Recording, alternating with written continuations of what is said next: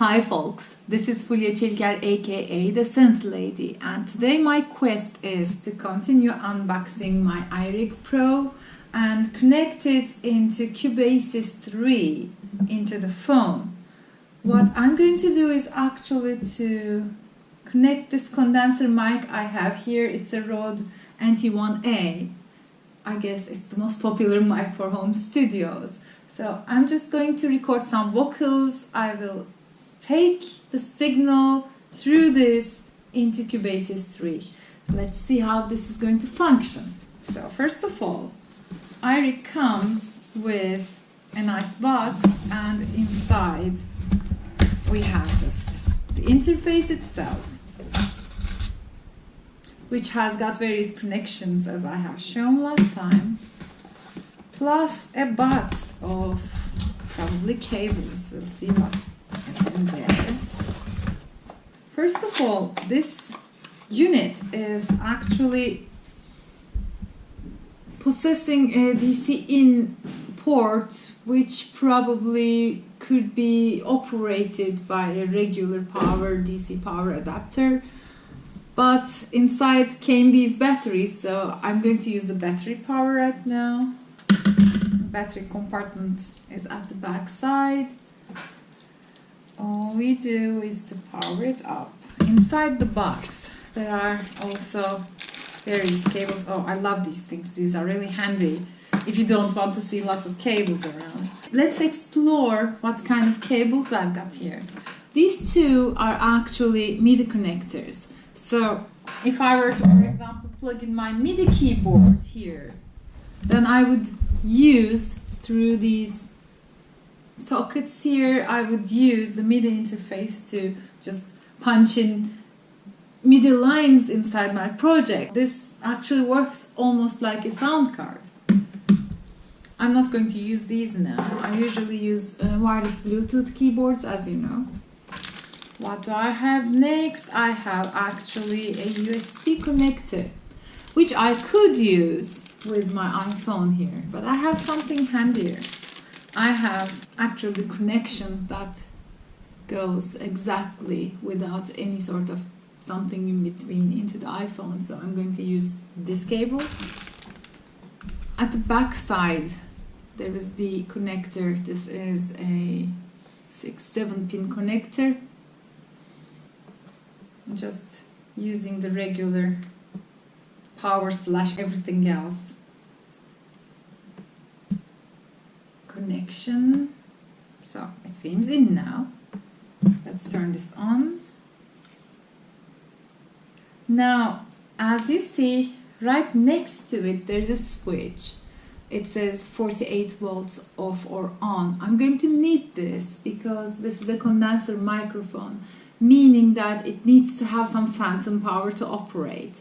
It's a very sensitive microphone.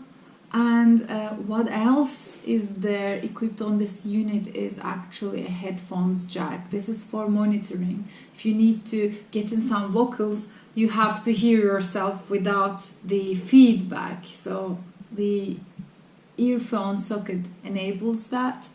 And this is my connection. As you can see, you can connect a guitar jack or your regular XLR cable here. We're going to use an XLR cable today, and this is the gain knob.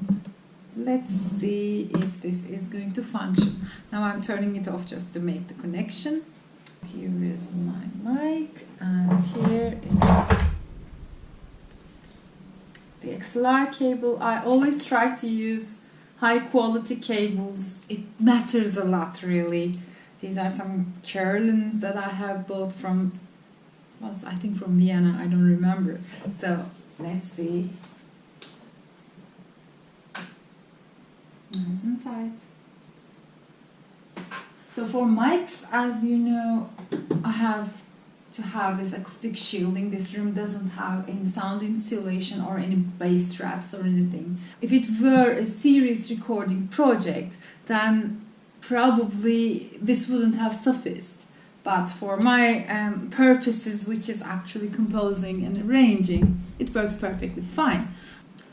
Now, my Irig is connected. So how does my phone perceive that. Where do I set what to do with it? It's easy enough. All you have to do is to go to the setup, and at audio you're going to see the Irig Pro. It's going to be recognized, and it goes really low in terms of buffer size. 5.8 milliseconds is really no latency, or very low latency. It proposes to go lower. I think I'm going to keep it high. This is not the latest version of iPhone. So you can just do settings here. I will try to connect a Bluetooth device and see what's going to happen. But right now, to get you to hear what the mic is doing, I'm going to be using the monitoring on this device and the studio speakers here. So you can actually adjust the output device from here. As you see now, as my output device, Irig Pro is automatically recognized. So when I go back to my project and see the mixer here, my track number 6 is actually my audio track. I can arm it here. But how do we then get the mic to operate? That's easy enough.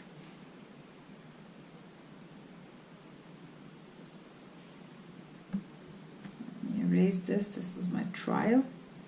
So now I'm supposed to have some monitoring, but since I have no audio device connected to the Irig, you don't hear anything. I'm going to do in a minute a demonstration about that. So now my track 6 is armed. I can see the mic is operating because you see the green light blinking. I have to adjust the gain. The gain is right now at 0. I can go a bit higher with that, probably. And well, all I need to do is to start recording. Let me show you the routing. How do you know? Now my track 6 goes into a mono input, and your phone is automatically going to recognize it as the Irig. You don't have to do anything. You can maybe use an in-between app. So this you would do through Inter app and choose a mic simulator or something, your own effects app, if you like. I'm not going to use any of that. So all I will take now is the mono input, and it's going to send with the rest of the project the stereo output. Let's connect the sound out to my mixer. I'm going to be using this cable here. So what I'm doing now, since my microphone is in very close proximity to my speakers, I have some feedback. So I'm using the channel strip to damp it a little bit down so we can continue with this demo. And well, here's my project. Let's run.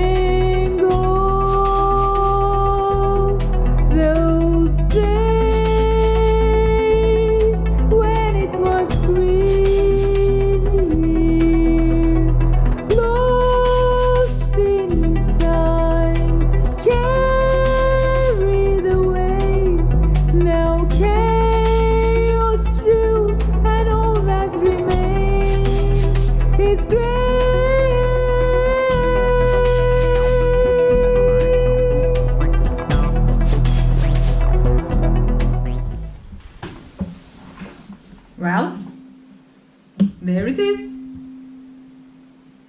My audio is here. I can process it however I like. I just needed the monitors to show you guys. Actually, if you were to use a pair of these, with or without the cables, you could probably go through the Bluetooth interface of this one.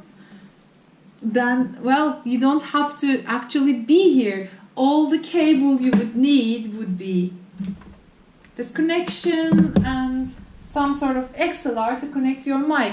You don't have to use a condenser studio mic either.